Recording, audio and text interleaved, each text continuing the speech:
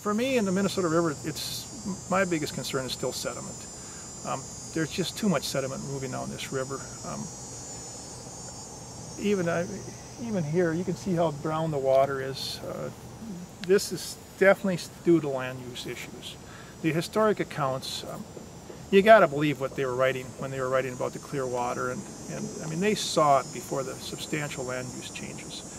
To sit and argue about it now, is it land use or not, I'm like, you know, I don't think we need to argue too long. Sediment, if we can just get this river cleaner from a sediment standpoint, to me that'd be the biggest achievement, I feel, by far. But we also have to do something about nitrates. I mean, I'm convinced that we cannot, you know, if you're living in the Gulf of Mexico and you're trying to make a living, nitrates is a big issue. You know, it's kind of, I've always kind of compared these effects we have on our people. It's kind of like you got a kooky neighbor that's going to keep some radioactive waste. Not a lot, but just enough that you should be concerned.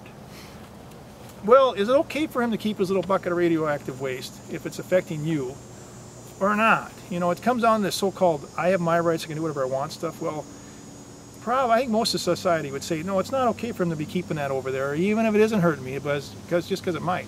Well, if you're definitely affecting someone downstream with something you're doing, obviously the person downstream, I think, has a legitimate right to say, hey, you're affecting my livelihood with your behavior, and I deserve some form of a fix here.